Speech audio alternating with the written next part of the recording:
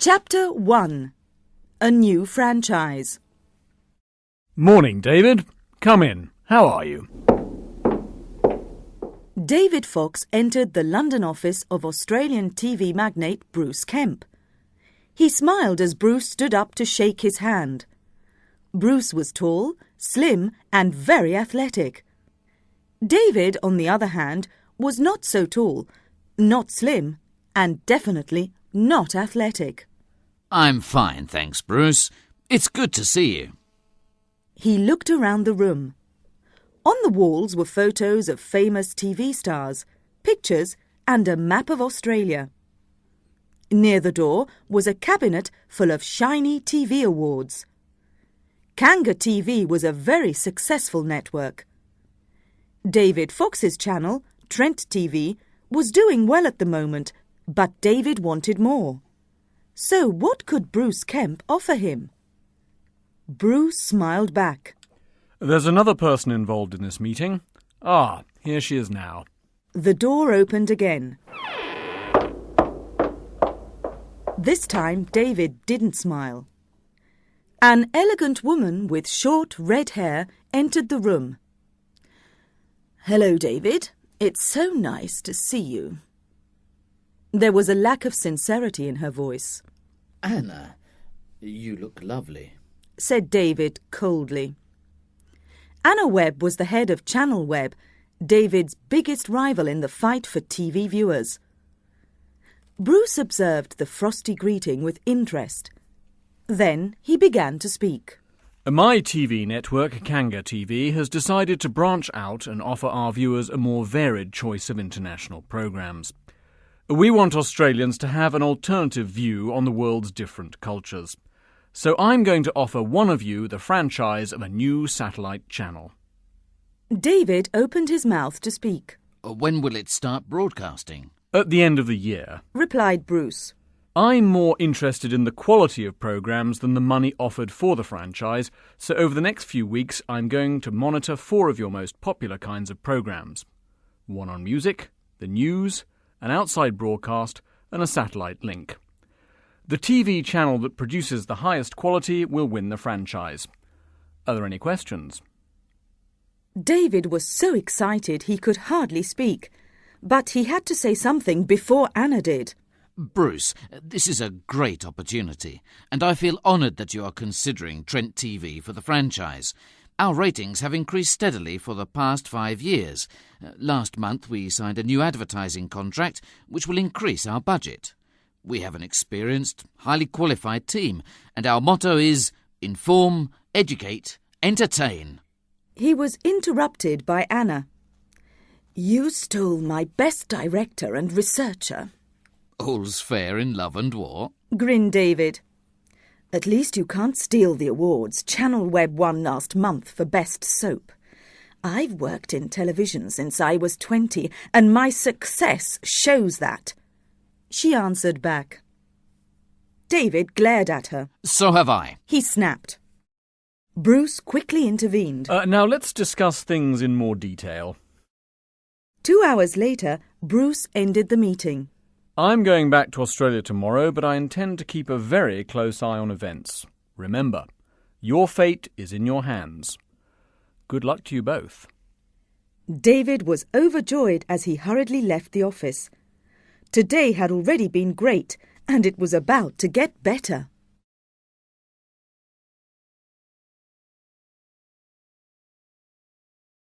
Chapter 2. A New Face at Trent TV. David Fox's son, Simon, had just graduated from university with a degree in media studies and, to David's joy, had decided to follow in his father's footsteps. David was therefore a happy man when he met his senior employees on Monday afternoon. He had just explained to them about Bruce Kemp's franchise offer and what Trent TV had to do to win it. "That's fantastic news," said Rav, the technical director. "Just imagine, Australians will soon be able to watch the programmes that we produce." Jenny Walker, the director, was more cautious. "We haven't won yet. Don't underestimate Anna Webb. I know her well, and she'll do everything she can to get the franchise. David looked at the three people in the room. He had met Jenny 2 years ago when she worked for Channel Web and had immediately offered her a job at Trent TV. Jenny had accepted, and Anna Webb hadn't forgiven either of them. As director, Jenny made the decisions and gave the orders to Rav. It was his responsibility to push the right buttons at the right time. Sally Truman was the production assistant and was extremely efficient. She made sure that everyone involved in the programme was ready and in the right place. "We are a good team and I believe we can win," said Sally. The others nodded in agreement and began to discuss the challenge. There was a knock at the door. Can I come in? Said a voice hesitantly. David jumped to his feet. At last! Everyone, you all know my son, Simon. He is going to join our team and I'm sure he will be a great asset in the future. Jenny and Rav congratulated Simon but were not happy. Simon had little experience in the field of TV. They needed to concentrate all their efforts on the franchise, not on helping a new employee. Now, Rav, Simon wants to be a technical director, so I want you to teach him everything you know. Both Jenny and Sally smiled, but Rav didn't. Sure, he replied. The next day, Rav took Simon to the gallery.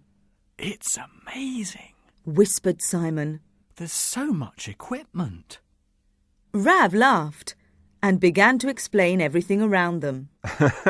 Here on the wall, there are lots of monitors which show what is going on in the studio, which is broadcasting the programme, and also in the other studios. That sign is lit up when a programme is on air. And this is where we all sit. I don't want you to touch anything, as it is all set up for the next programme, Pop World. Simon moved to where Rav had sat down. Is this the mixing desk? He asked. Yes. I'm sure you know that all our equipment is digital. I know that an analogue signal is a continuous electronic wave that imitates the shape of the sound wave, but how is digital TV different from the old analogue system? The term digital refers to a method of converting information into an electrical signal by translating that information into bits, a simple code, in the form of ones and zeros. This gives a stronger and more reliable signal, and... Rav stopped suddenly as Simon's hand moved towards the mixing desk. What does this button do?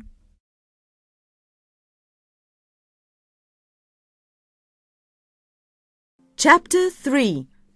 The First Mistake. Rav grabbed Simon's arm and pulled him back. I told you not to touch anything, he said angrily. I'm sorry, apologised Simon. I'm just so excited I can't wait to start work. Rav smiled. OK. Now, we were talking about digital TV, weren't we? What are the main advantages of a digital signal? Asked Simon.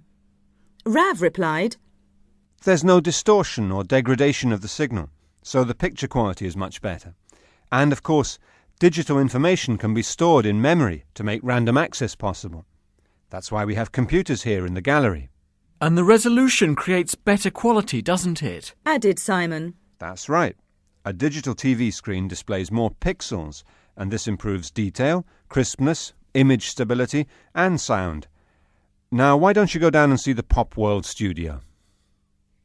When Simon entered Studio 3, Sally was talking to Katie Young, the presenter of Pop World. Hi, Simon. Come and meet Katie Young. She's presenting Pop World at 6 o'clock. Simon shook hands with a pretty girl dressed in the latest fashions. They showed him the set of the programme. As they were chatting, the studio door opened. Simon couldn't believe his eyes. It was Juliet, his favourite singer. Juliet is our guest star today, explained Katie. She laughed as Juliet said hello, and Simon blushed. This was his dream come true, but he couldn't say anything. Sally saved him. "Let's go back to the gallery and prepare for the programme. See you all later. Come on, Simon." Back in the gallery, everyone was in position. There were only 5 minutes before the start of Pop World. Everyone was nervous. Jenny spoke to her staff. "OK, this is the first programme that Kanga TV is monitoring, so we all need to concentrate. Remember the franchise. Sally, start the countdown. Rav, start the music and set up the first shot. Let's go!" Simon was sitting between Sally and Rav. He watched as Sally spoke to Katie in Studio 3 and Rav pressed some switches and said, "Cue camera 1 on Katie." Simon saw Katie's smiling face appear on the monitor under the on-air sign. As the programme began, Simon looked around. Sally was busy talking to the floor manager and Katie on the set. Jenny was watching the monitors and shouting instructions to Rav. Everything was going well. Then Simon saw Juliet come into the studio. She was so beautiful. He was watching the interview when Rav touched his arm. "Simon, on this piece of paper is the title of Juliet's new song. When I tell you, use the keyboard in front of you to key in the title and then press Enter. The computer will then select the song. Do you think you can do it?" Simon was so happy to be involved. Don't worry, Rav. I won't let you down. While he was waiting, he looked at the title. The writing was so bad that some letters were unclear. He decided to ask Rav, but at that moment Rav said, Now! Simon saw Juliet standing with a microphone in her hand. He took a deep breath, put in the title and pressed Enter. Then they all heard the voice of...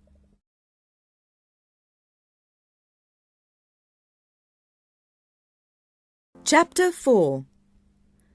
Who's to blame?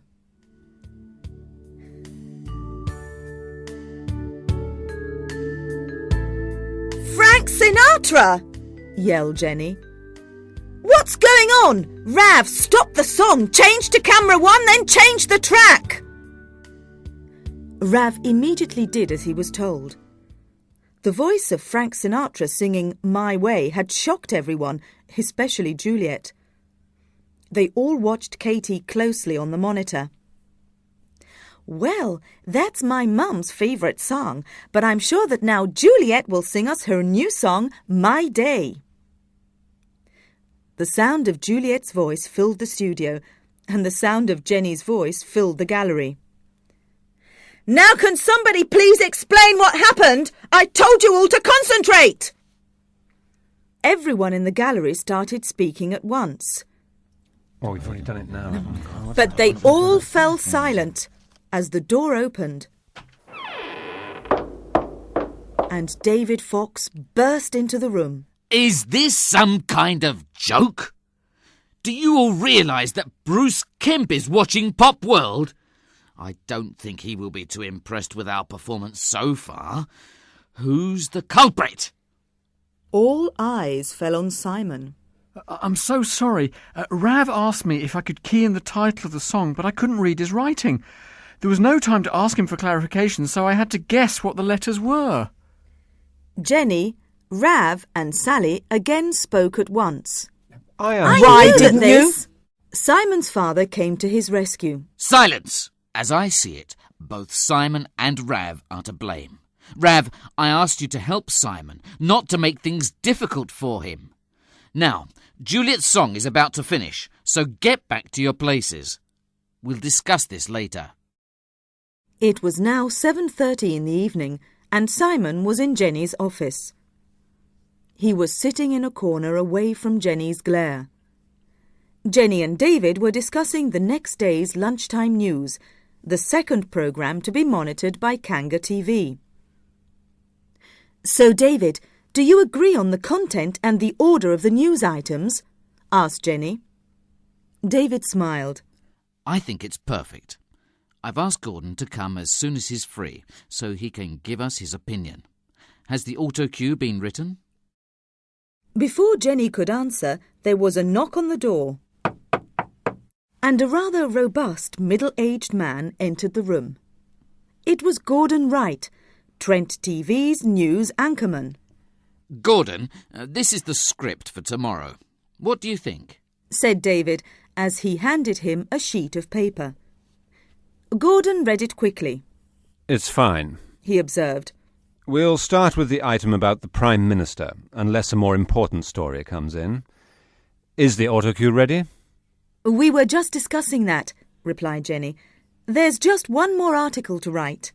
Maybe Simon could do it, suggested David.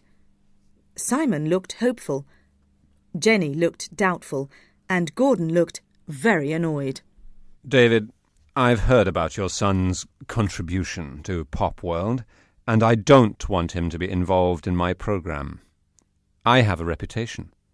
The viewers always get perfection from me.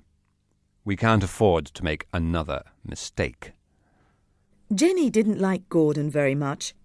He could be so arrogant. She said, Simon, can you write a short, perfect article for the autocue about a new film that's out this week? Here's the journalist's report. Simon grinned. Don't worry, Jenny. I won't let you down.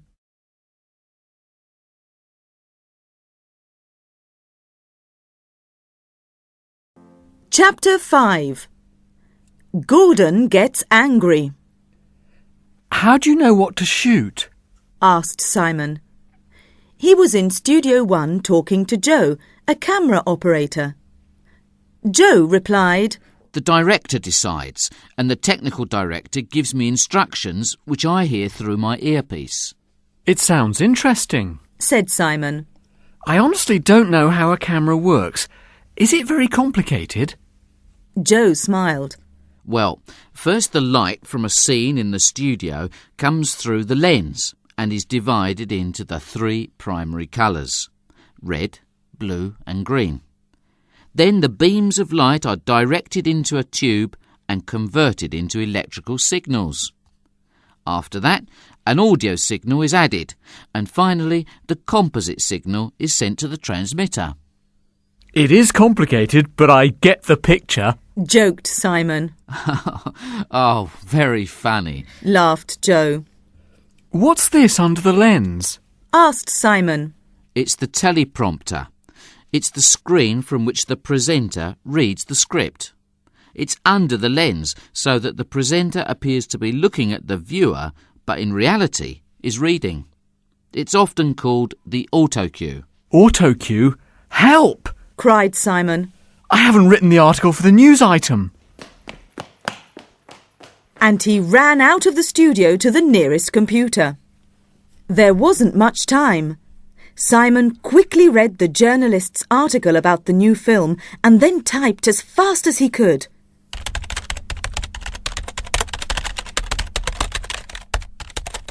He was in such a rush that he forgot to use the spell checker and didn't print a hard copy for Gordon. He sent the article as an attachment to the Lunchtime News autocue file and then hurried to the gallery. 3, 2, 1, cue Gordon, said Jenny. The face of Gordon Wright appeared. Welcome to the Lunchtime News. We begin today with a report on the Prime Minister's visit to the United States. A photo of the Prime Minister came onto the plasma screen to the left of Gordon. The Prime Minister was taken to the White House to meet the President and to discuss economic and foreign policies. We can now go to our correspondent in Washington for an update. Jenny looked at Rav and smiled. The news was going well. The link to Washington had been done perfectly, and no mistakes had been made so far. It's all looking good, whispered Rav.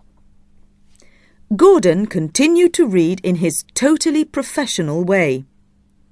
As the news progressed, he moved the autocue with his foot by using a pedal under his desk. And now we come to our final item.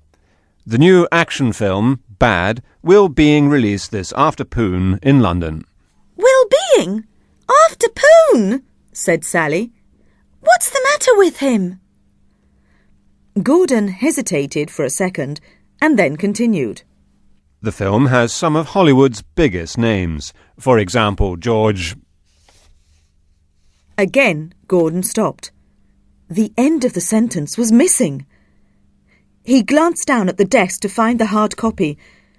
He quickly looked through the sheets of paper but couldn't find it.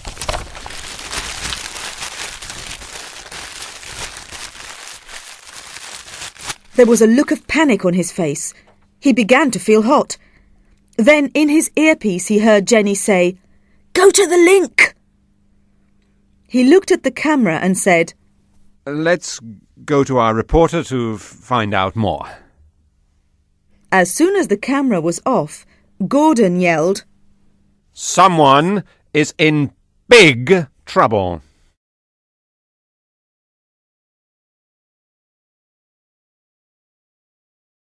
Chapter 6. Who's winning? The door of the gallery flew open, and Gordon appeared. He was furious. Jenny stepped forward to try and calm him down. Now, Gordon, don't be so upset. Don't be upset? Did you see what happened? I looked a complete idiot. Me, Gordon Wright. The autocue script was full of spelling mistakes, and some of the sentences weren't even finished. Is Trent TV a professional TV company or not? And as for you, new boy, he shouted as he moved closer to Simon. Simon quickly took a step back and decided that standing behind Rav was a good idea. It was time to apologise. Again. I'm so sorry. I forgot to check the article for spelling mistakes, and I really don't know what happened to the other sentences. I knew it would be a disaster to let you help, shouted Gordon. He glared at Jenny and added, If anything like this happens again, I'll resign. Is that clear? And with that, he stormed out. Simon breathed a sigh of relief, but became worried again when Jenny said, David wants to see us in his office. Let's go. So, let's look at the situation so far, suggested David. We've made mistakes in both monitored programmes, so things are looking grim, said Jenny. David didn't want to accuse his son directly, so he just said, Simon, you really must be more careful. If we continue to get things wrong, we won't get the franchise. Simon didn't know what to say as Jenny added, Channel Web has done everything perfectly so far. David sighed. Yes, Anna took great pleasure in telling me that when she phoned earlier. If we're not careful, Channel Web will win. Anna's already speaking with an Australian accent. Simon laughed, but then he saw the look on his father's face. Anyway, continued David, our next programme to be monitored is the Outside broadcast. It's on Monday, and we're doing an item about crop circles. Rav, I want you to be in charge in the van, and Simon will assist you. Both Jenny and Rav opened their mouths to speak. And that's final, said David. Simon was once more grateful to his father. I've never done anything like this before. Rav, what's the van like? It's a mobile TV studio. Inside there are some monitors and a mixing desk. We have a camera operator to shoot the film and a transmission aerial on the top of the van to send the signal back to the studio. By satellite? Asked Simon. That's right, replied Rav. Our aerial sends the signal to a satellite, which reflects it back to Earth, to the TV station. Satellites are positioned at 35,700 kilometres from the Earth, so they can move in a geostationary orbit. That means they follow the Earth's movement at the same speed, but their position doesn't change. Rav was interrupted when the phone rang. David picked up the receiver. Hello, Bruce. How nice to hear from you. Jenny and Rav looked anxiously at each other. David heard Bruce say, Please be at Channel Web Studios tonight at 11. There will be a video conference link between you, Anna, and me. David, I'm sure you realize that we need to talk.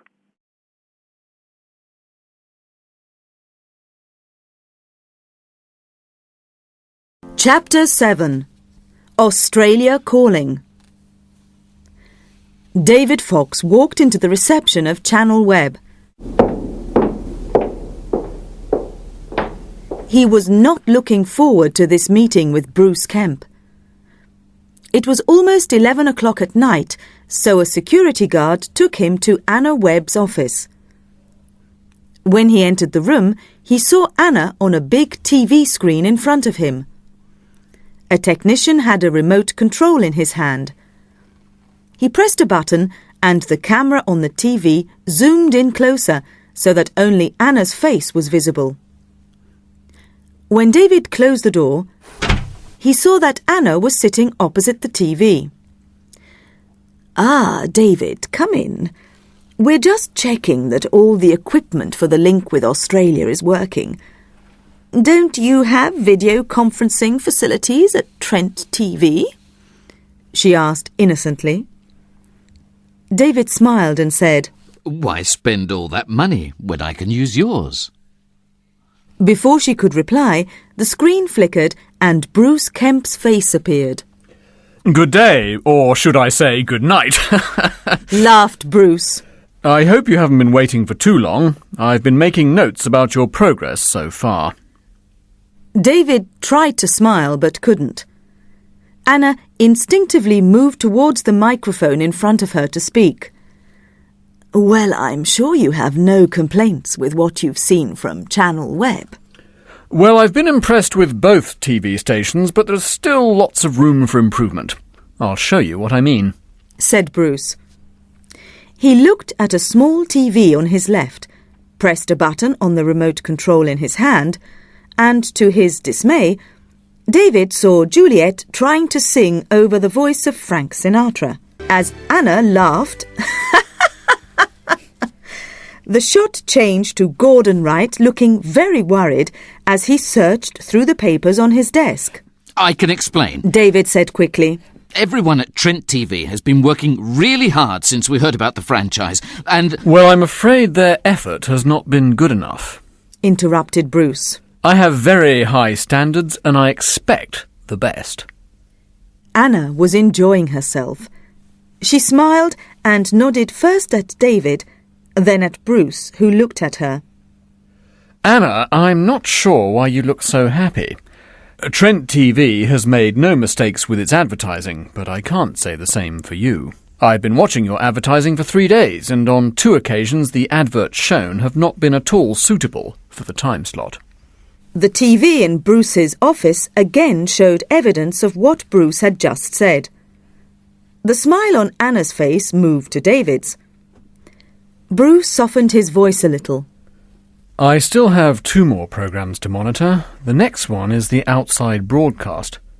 Which programs have you chosen? He asked, looking at them. We're going to do an item about crop circles, which have been in the news a lot recently, said David. It will be a live broadcast in the middle of the countryside by one of our most experienced reporters.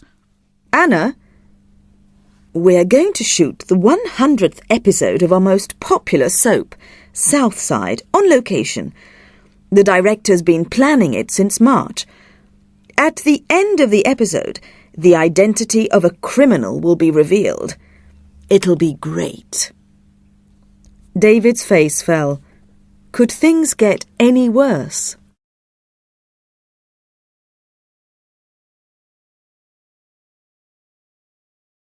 Chapter 8. Trouble in the Country.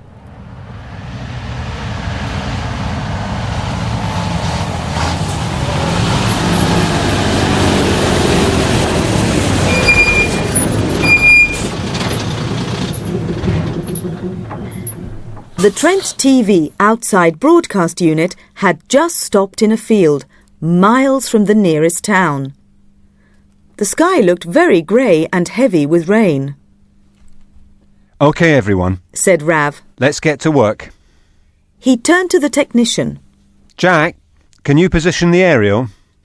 It isn't very big, commented Simon, looking at the top of the van. New technology. Replied Rav. It's bowl-shaped, so it's called a dish antenna, and it has a dipole and amplifier in the centre.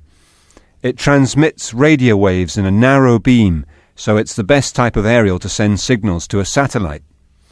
If we had more time, I'd show you how it works, but Rob and I have to go and look at the crop circles. I just hope it doesn't rain.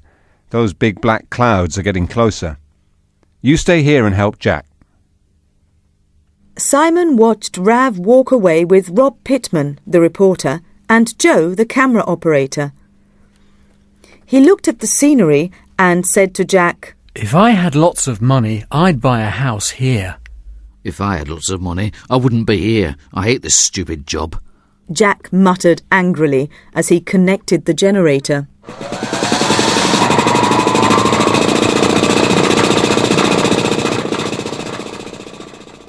When Rav returned, all the equipment had been turned on.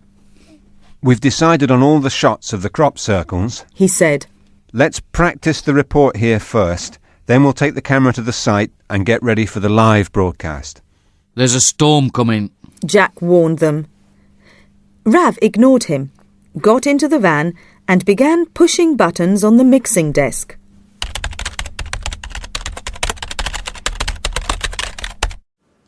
They had just finished the practice of the report when big drops of rain began to fall.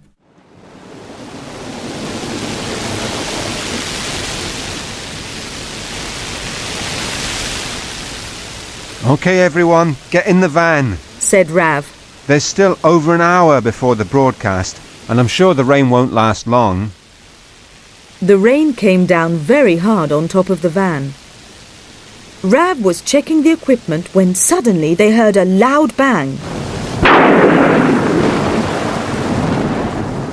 The van trembled and the electricity went off.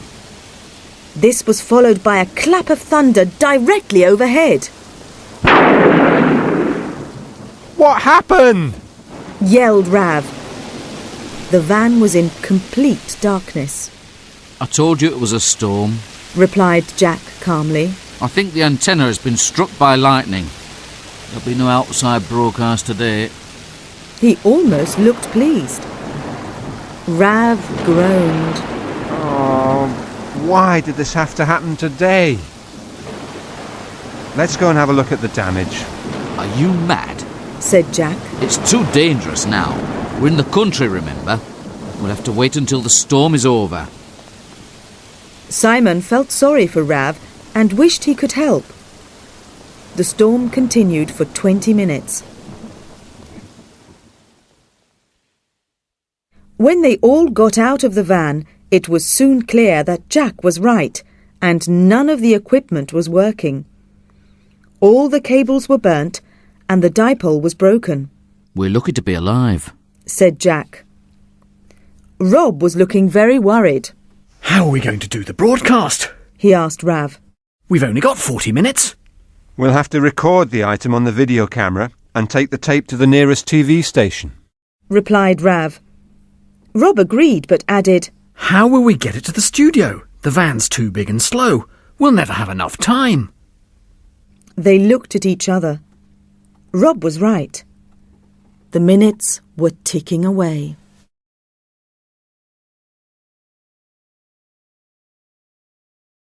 Chapter 9. All is not lost. 20 minutes later, Rav was sitting on the back of a motorbike speeding to the local TV station.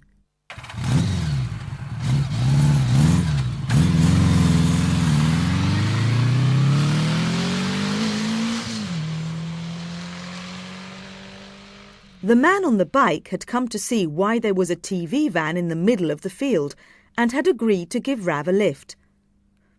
Just minutes before the broadcast, they arrived at the studio and linked with Trent TV to show the tape as if the report were being shown live. When the crew returned to Trent TV, David and Jenny congratulated them. They felt more optimistic than before about the franchise. Everyone was happy. Everyone except Simon. They were all in the conference room waiting for the start of Channel Web's live soap episode. Simon sat down next to Sally, who asked him why he looked so glum. We could lose the franchise because of my mistakes. No one trusts me now. Rav won't let me do anything.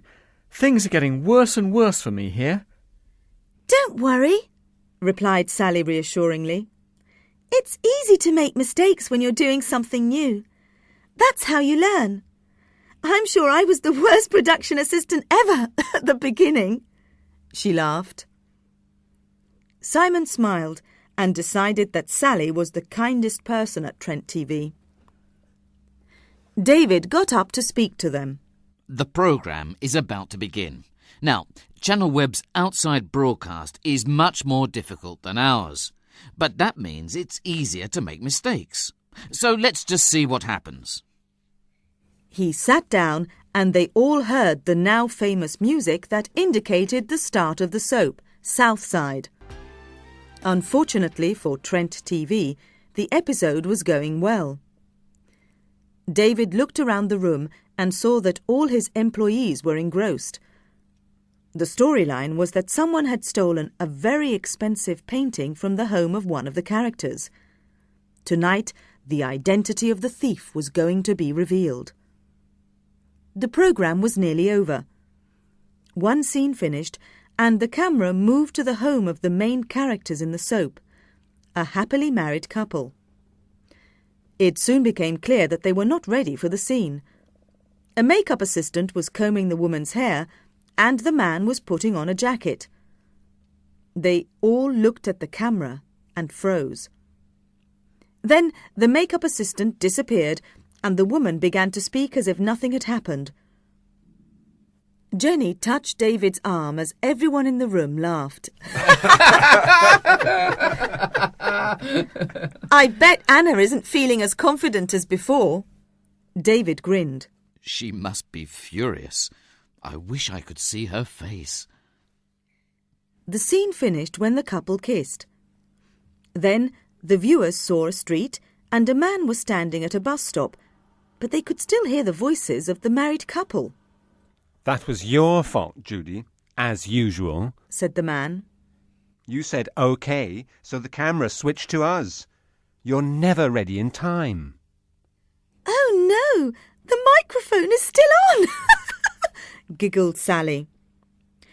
The sound engineer at Channel Web turned it off, but not before they heard the woman shout, I said OK to the makeup assistant, stupid! Anyway, you weren't ready either, Mr. Bad Breath. Brush your teeth next time we have to kiss. Everyone at Trent TV cheered loudly. Yes! Fantastic, said David. I think I'll phone Anna.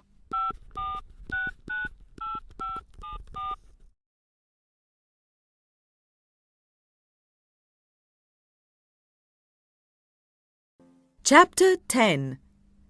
An exclusive story. It was no surprise to David and the others that Anna Webb was not available for comment. Everyone was still in the conference room discussing what had happened. Tonight, Channel Web has given us another chance to win the franchise, said Rav. That's true, commented Jenny. However, it's also true that we've made some mistakes, so I'm sure Bruce Kemp hasn't come to a decision yet. Nevertheless, we are in a stronger position now, said David happily. Their conversation was interrupted by the telephone, which rang loudly.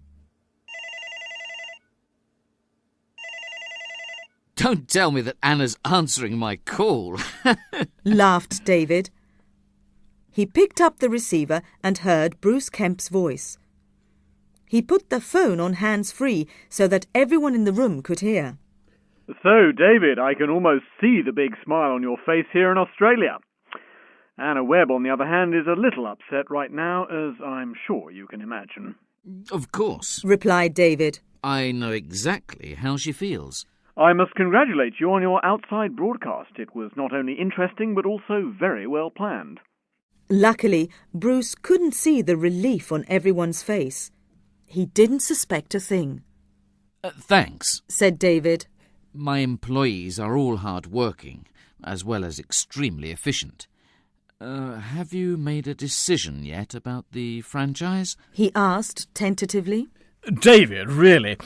Despite the mistakes made during the broadcast of Southside, I have been impressed by Channel Web, so you both still have a chance to win. Now, let's go on to the real reason for this call. He paused, and everyone at Trent TV held their breath. Now what? As there is only one more programme for me to monitor, the live satellite link, I have decided to come to Britain. I'd like to tell either you or Anna in person who has won. Furthermore, I would like to be present in the studio during the satellite link when it happens next week. That way I can keep a close eye on events. That's all we need, Jenny whispered to Rav. Bruce gave David details of his arrival and wished them all good night. No one spoke as David put the receiver down.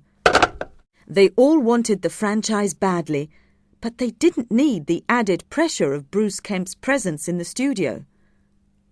Rav broke the silence. So, do we know what the satellite link story is going to be? David shook his head. No, but it will have to be good. I mean, really good. A voice came from the back of the room. And this is where I win the franchise for Trent TV. Nobody had heard Gordon Wright come into the conference room. Unusually, he had a big grin on his face, which not even the sight of Simon could remove. They all looked at him. Well, said David impatiently, after a few moments of total silence. Are you going to tell us or not? Gordon made sure that he had everyone's attention before he spoke. What would you do without me?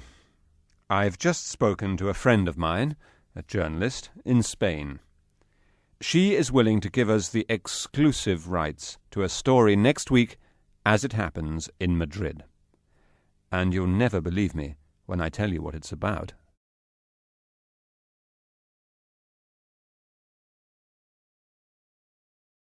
Chapter 11. Who's getting married? I don't believe it, said Jenny. Her voice echoed around the gallery.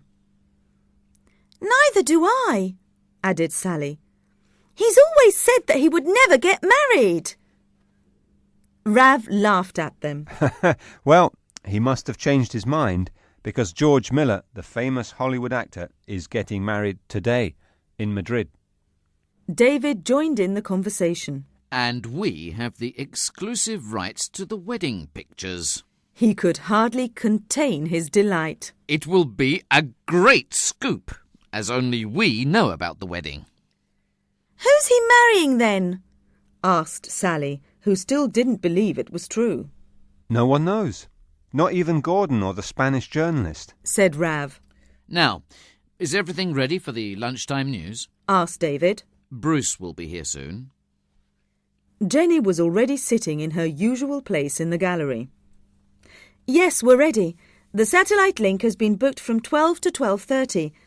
That gives us plenty of time to make the link to Gordon in Madrid.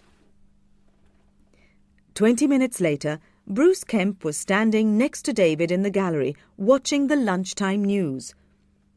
Simon was standing alone at the back. The newsreader, a woman who had replaced Gordon, who was in Spain, was talking about the exclusive story.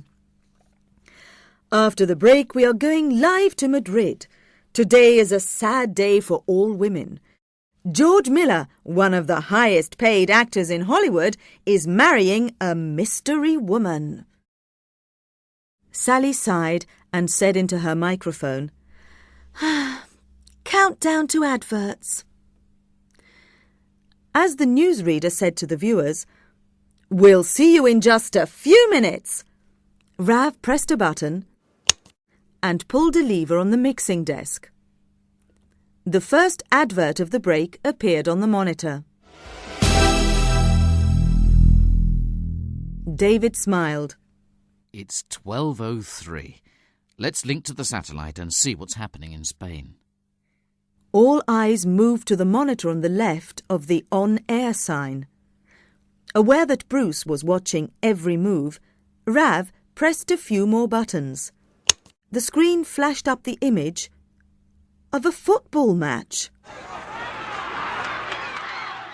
Jenny, what's this? Yelled David. Jenny's face was filled with horror. I've no idea, she gasped. We booked the Astra satellite last Monday. We can't have made another mistake. They could have double booked it. The match has just started, said Rav. What are we going to do? Shouted David. We can't lose this exclusive story. Gordon will be waiting. Everybody, think! Simon moved forward. We could try to book another satellite, he suggested. They all looked at him. Bruce was the first to speak. Good idea, Simon.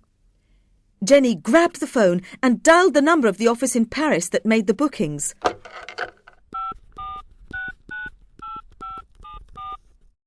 The news had started again. They didn't have much time.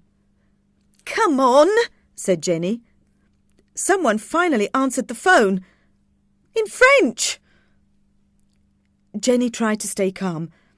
I don't understand. Please speak English.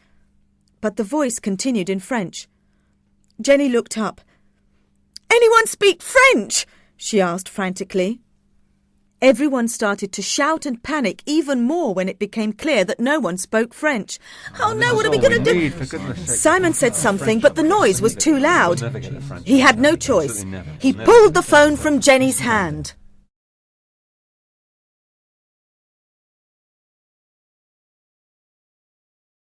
Chapter 12. Simon Saves the Day. Everyone looked at Simon in horror. What was he doing? Trent TV couldn't afford another blunder. It seemed that time stood still in the now silent gallery, but only a few seconds had passed. Then the looks of horror turned to looks of amazement as Simon spoke into the phone. He was speaking French. Very well. After just 2 minutes, he put the phone down and looked at his father, who was speechless. Well? Said Jenny and Rav. Well? Repeated Simon, smiling. We have a 30-minute link with the satellite Hotbird starting from now. Rav quickly pressed some buttons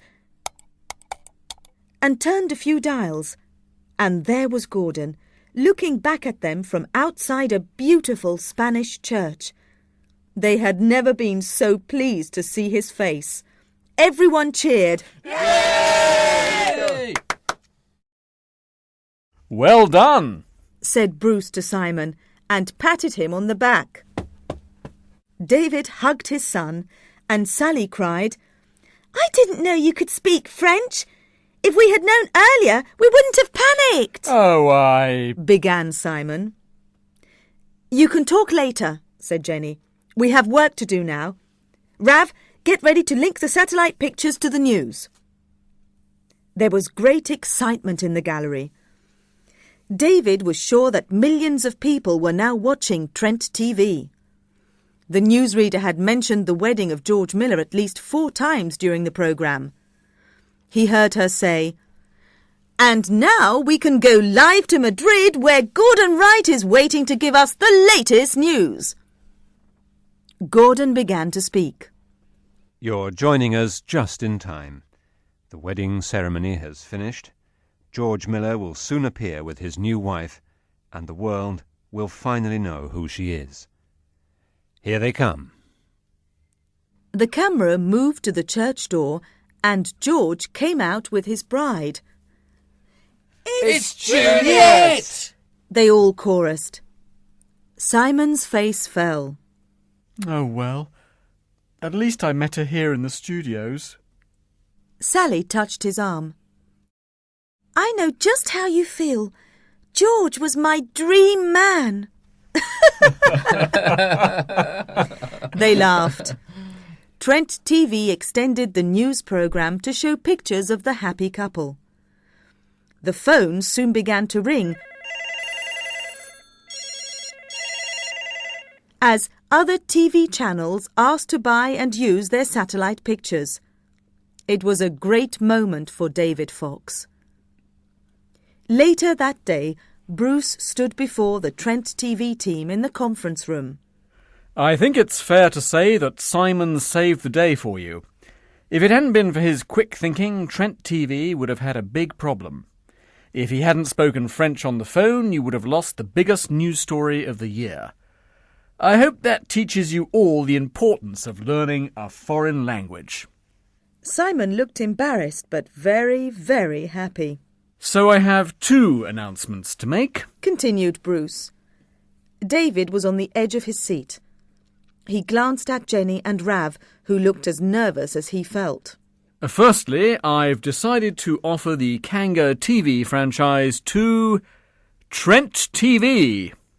Everyone in the room jumped up and down with joy. Yes! Fantastic. And secondly, I'd like to offer Simon a job at Kanga TV in Australia. What about it, Simon? Would you like to work in Sydney? I'd love to, said Simon immediately. Unless, of course, my colleagues at Trent TV want me to stay here.